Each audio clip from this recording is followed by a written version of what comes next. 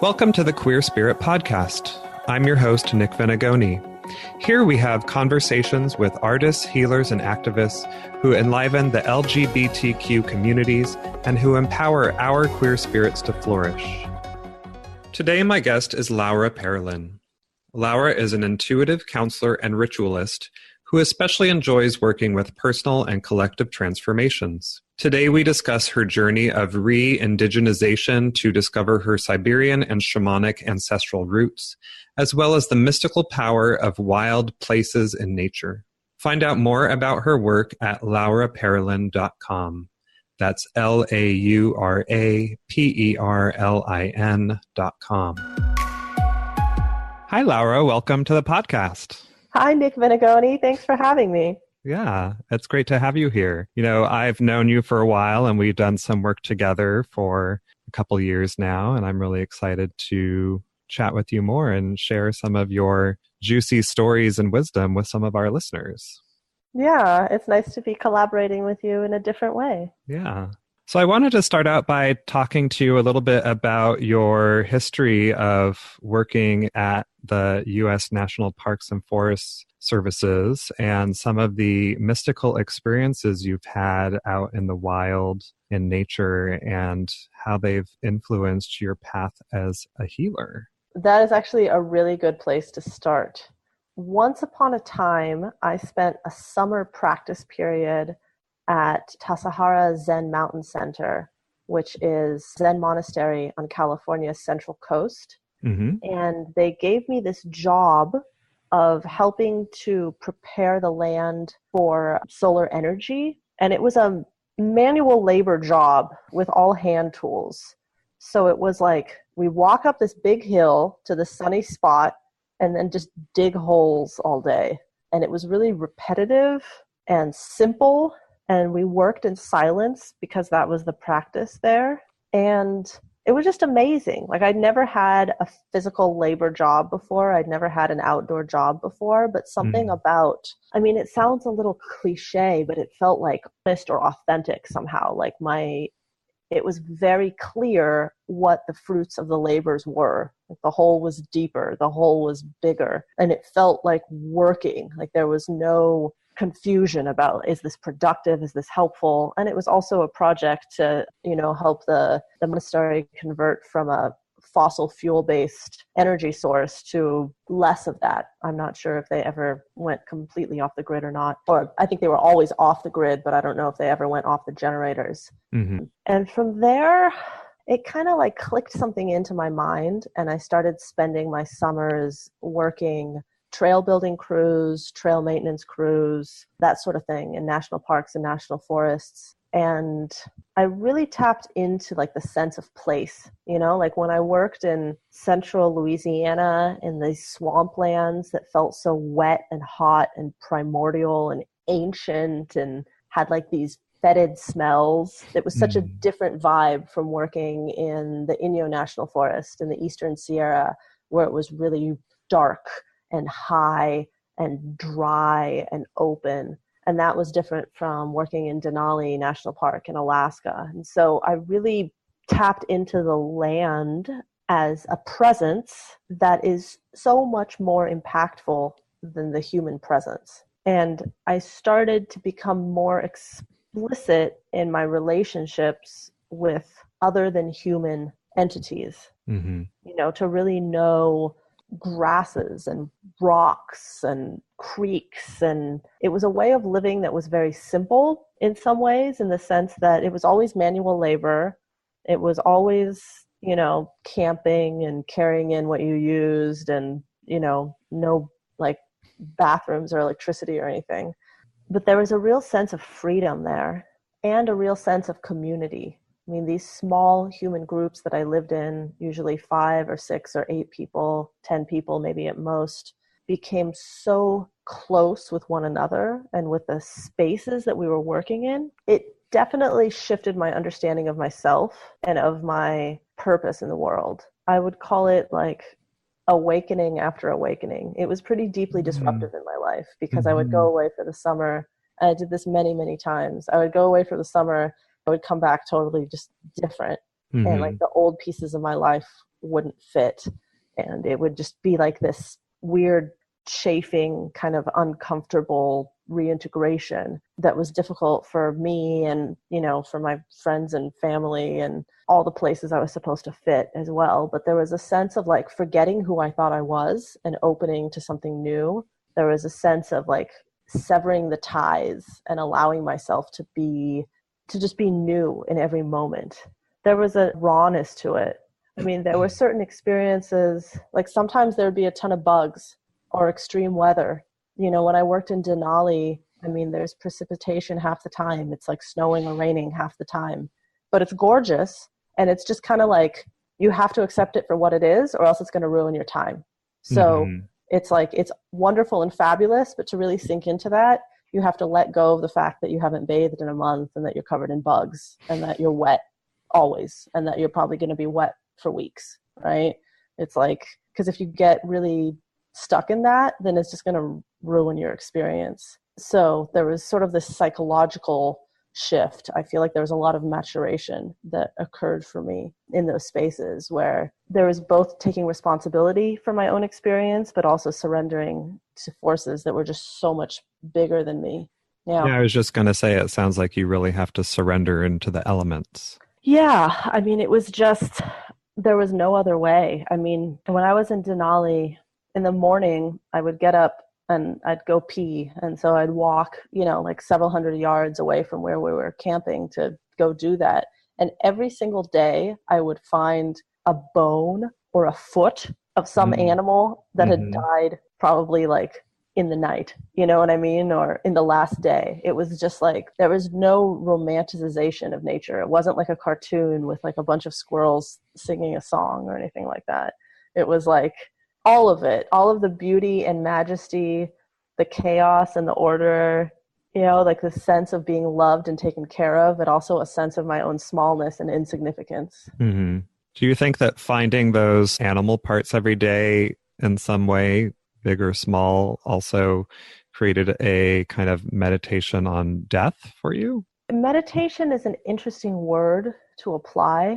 I find that I was able to like drop pretty consistently, no matter where I was able to drop into more of a meditative state in general, because my mind would empty itself after the first couple of weeks. Like all of the kind of like, I would think all of the thoughts that I had backlogged, right? And then there's like the same thing would happen every day, right? I mean, the labor and then the rest and then the recreation. So yeah, it was a meditation. I would say it was a pretty meditative experience in general, and death is absolutely a part of it. I mean, there's an intimacy with death that is pretty natural to life that I think can be, that urban Western culture does a pretty good job of separating us from. But really, I mean, how unnatural is that we're so separated from death?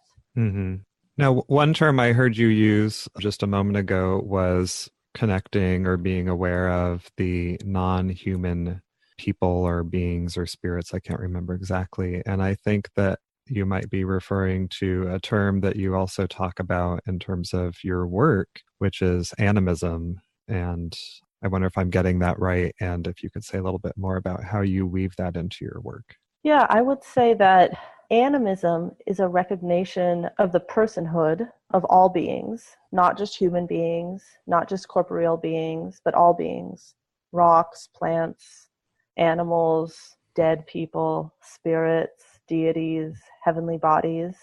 And I mean, it's a foundation of my work. As much as it's an expression of ignorance to make any type of other human, right? As we see in systems of oppression, you know, racism, sexism, cissexism.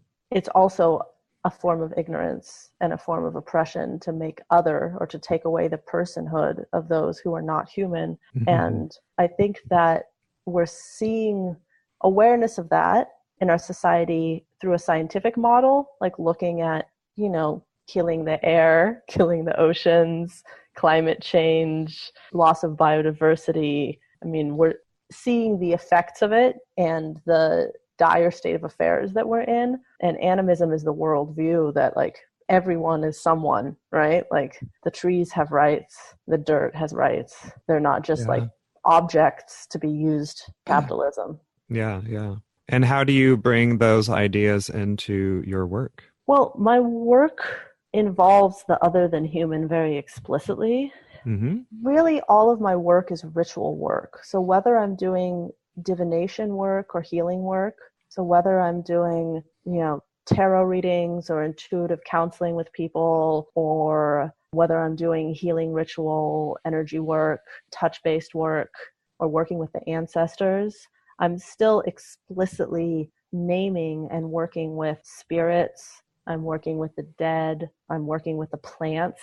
I'm working with the land, and naming all of those things as being present in my sessions with my clients, and also exploring the relationships that my clients have with human as well as non-human beings. Mm-hmm. Mm-hmm. And when you say, I wonder if you can say more about what you mean by ritual work, because I think some people might have different ideas about what comes up for them when they think Yeah. of a ritual. Yeah, you're right. It's a very broad term, and I'm finding that, my work is so strange and unusual that I'm having to create language to talk about it myself, because there's not really an easy template. But I see all of the work that I do as a ritual in Mm-hmm. that we're looking at creating sacred space, or not creating sacred space, acknowledging that the space that we're in and the time that we're in already is sacred, right? So Yeah. Yeah. creating awareness of the sacred space. We're looking at things like practices of protection and shielding, and the degree to which we're integrating or separating our own personal energy bodies with the energy bodies of those who are not us. We're looking at our relationships with the directions, with the land that we stand on. And we're doing it with a sense of reverence and curiosity and open-mindedness. So, why are we using the word ritual? I think the word ritual, what it conveys to me is that the spiritual component is in the foreground. That's something that I want to make clear, because while I do work with the body and I do work with the mind, part of what makes my approach unique is that the spiritual component is in the foreground. And so the word ritual, I think, points to that a bit. Mm-hmm. Yeah. And to me, ritual also connotes a particular kind of mindfulness that you're bringing, as you said, being conscious and acknowledging the space that you're in as sacred too. Yeah, that's true. And there's also, in my sessions, I work with spirits who partner with me for healing work and for divination work.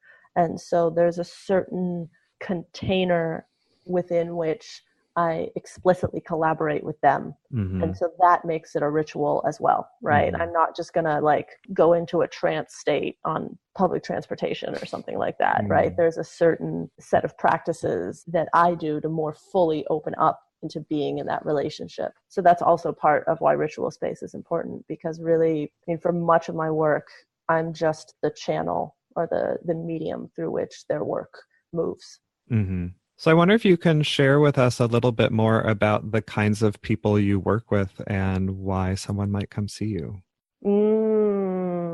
I work with people who are in a state of transformation or emergence, or in a place of becoming or shifting.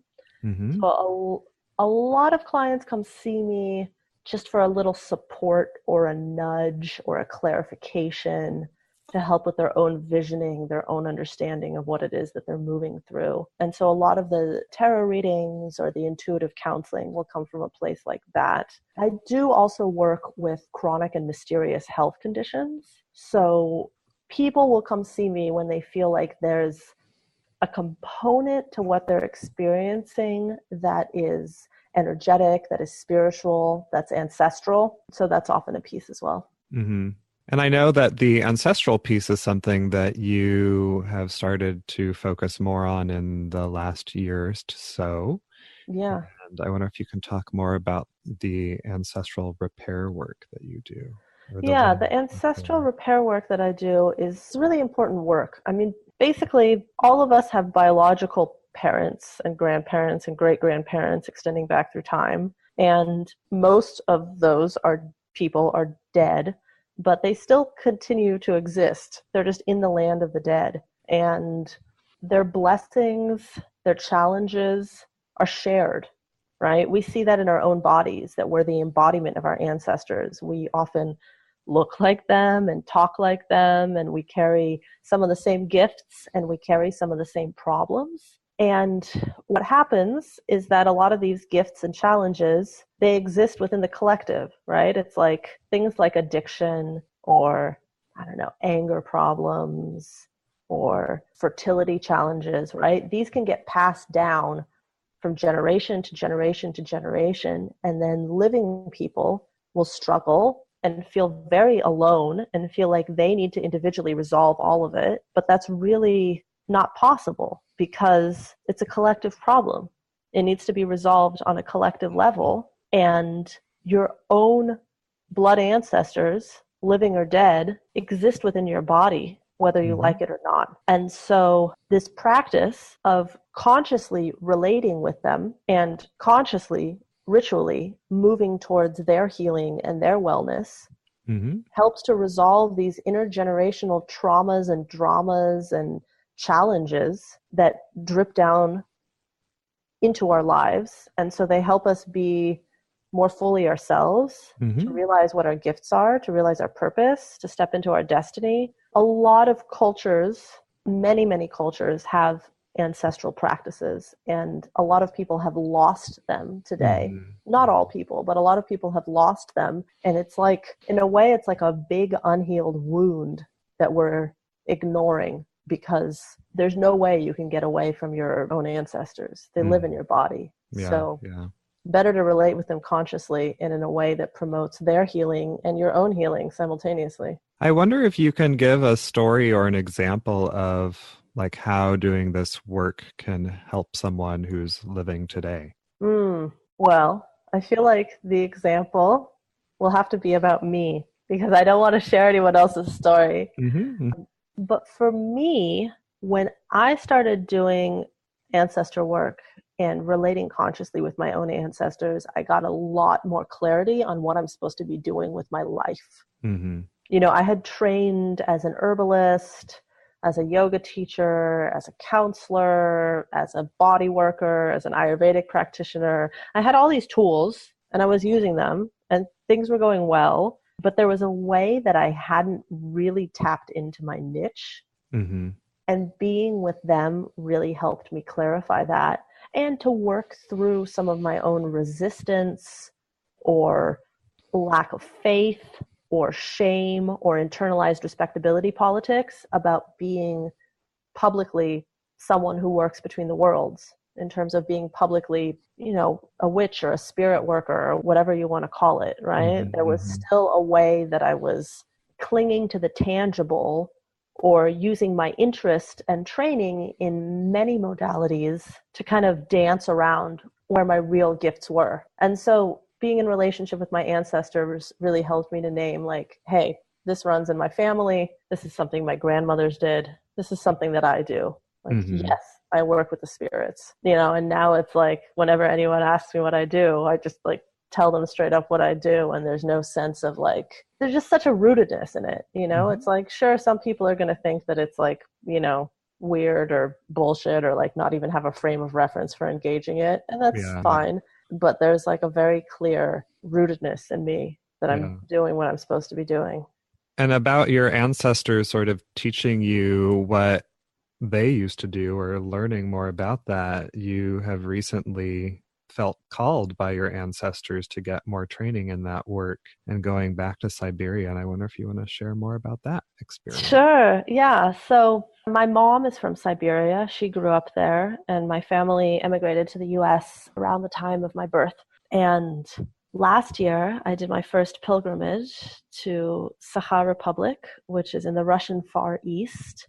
So in the far northeast of the Russian Federation, near where Russia meets Korea, where Russia meets Alaska, you know, over in that neck of the woods. And that was an absolutely ancestrally guided trip. I mean, they explicitly told me, you will go here, you will study your language, you will go sit with healers and shamans. This process of re-indigenization is what you're meant to do. So based on their guidance, I went last year for the summer, and I'm going again this year. In about a month, I'm going again for the summer. So it's exciting. You just used a word that I haven't really heard before, which was re-indigenization. And I think that's something that feels really important, and I wonder what that means to you. Yeah, it feels really important to me, certainly.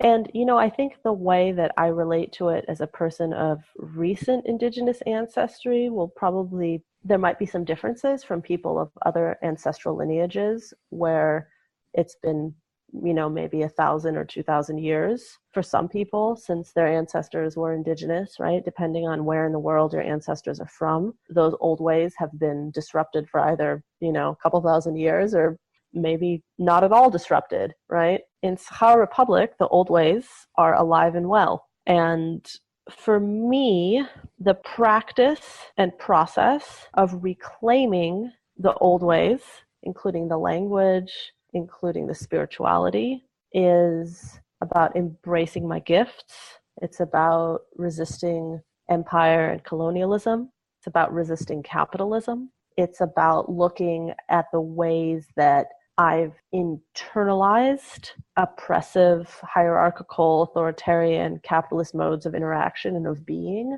and of experiencing and living alternatives to that. It's about, again, animism, right? Recognizing the personhood of all peoples. And, I think in terms of my healing work, both with myself and with my clients, and in terms of my activism, it enriches all of that, because I can only move to shift oppressive structures and systems of domination to the extent to which I've dismantled them within myself. And so there's this incredible access point that I have to traditions that are alive within my body, that are alive within my ancestral memory, which are, in terms of the span of time, and we were talking like a slight remove, right? It's this incredible wealth that I'm valuing, right? Instead of saying, so often within Russia, they say like, why would you go there? That's a primitive place. What is there of value there except for natural resource extraction? And I'm like, no, that's not the way I see it. There's tremendous value there. There's tremendous value in that way of being, in those ways of living, in those ways of interacting with the world. And so I'm being with that. Yeah, the way I sort of think about it is one of the terms my teacher uses is that wisdom is really held in the land there. For sure. Not just with the people, but with all the elements and the non-human beings who are there also. Yeah, there's so little instruction with humans, right? People often ask me, oh, do you go and study with shamans? And I'm like, we more just like hang out. You know what I mean? Like there's no concept of like a training program, like a shamanism training program, Yeah. People are just like, oh yeah, your grandmother's called you here and your ancestors called you here. And it's like, it's a hereditary lineage thing. It's a relationship thing. It's an energetic transmission thing. It's like I've learned just by being there. I do formally study Sakha language when I'm there, but besides that, there's really nothing that I would call formal study. It's like being in ritual, being on the land, visiting sacred places, being with people who are living the old ways. That's it.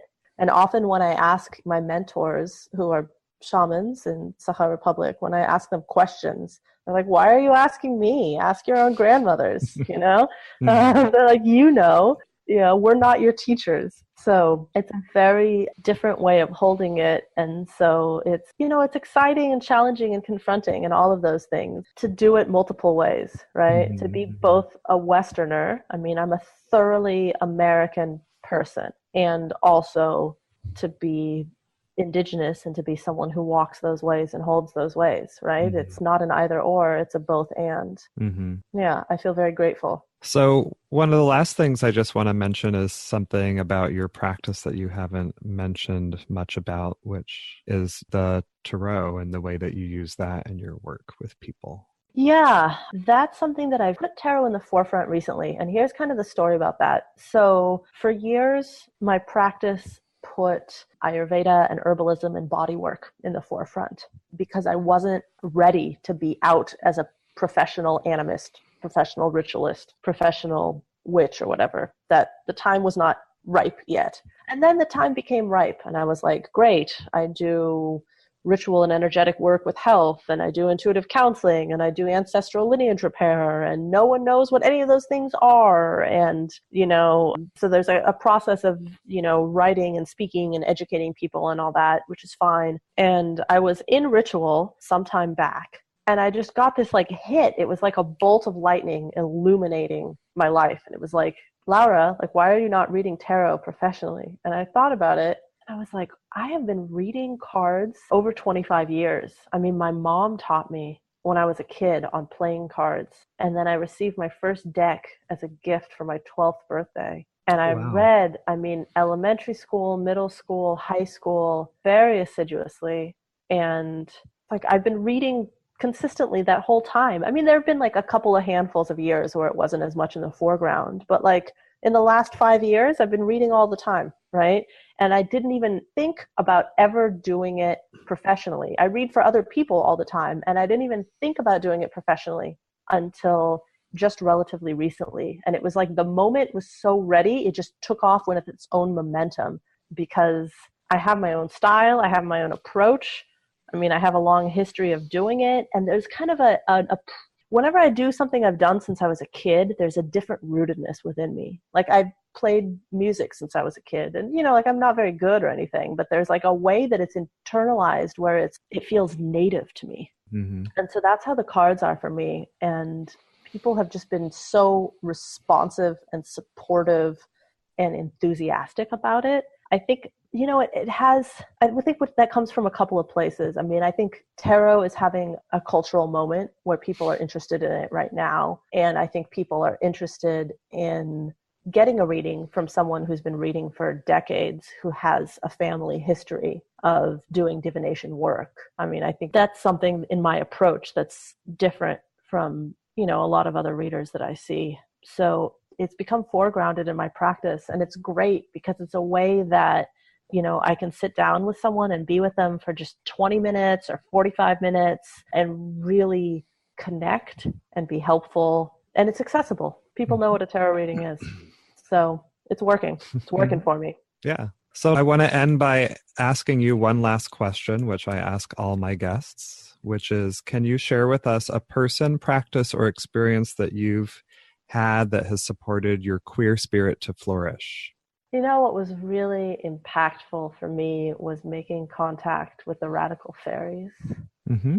For those of you who might not know, Radical Faerie is a community, a movement, a consciousness that rose up in the 1970s around experiencing queerness as a sacred gift. And, it's a diffuse community. It's hard to describe because whenever something is kind of eco-feminist and anarchist and earth-based, there's a lot of diversity there. But there was a sense of coming home when I started going to fairy gatherings and to being in spaces that were outdoors and land-based and silly and profound and multi-generational and all completely full of not just queer people, but queerdos. People just fully embracing their full selves and being so bold and big and authentic. Mm-hmm. So yeah, lots of love to the fairies. Yeah. Well, thank you for sharing that. Thanks for asking. Yeah. Where can people find you and connect with your work and what it is that you're doing? Well, my tarot website is wildhearttarot.org. And my overarching everything personal website is lauraperlin.com, LauraPerlin. And then I am a founding member of Embodiment Arts Collective, which is a brick and mortar healing arts and event space in San Francisco, serving especially queer and outsider communities. And our website is embodiedsf.com. Okay, great. And we'll have all those in the show notes for people, and they can find more information about you there. Yes, please do. Would love to be in touch. Yeah. Well, thank you for being here today and sharing your stories. It's been wonderful and juicy, and I look forward to connecting more soon. Yes, absolutely. Thank you for having me, Nick Venegoni. Bye. Bye. To find the resources we discussed today, find the show notes at thequeerspirit.com. And if you enjoyed the show, remember to subscribe, rate, and review on iTunes. This will help us reach and support more queer people all over. Thanks for listening, and see you next time.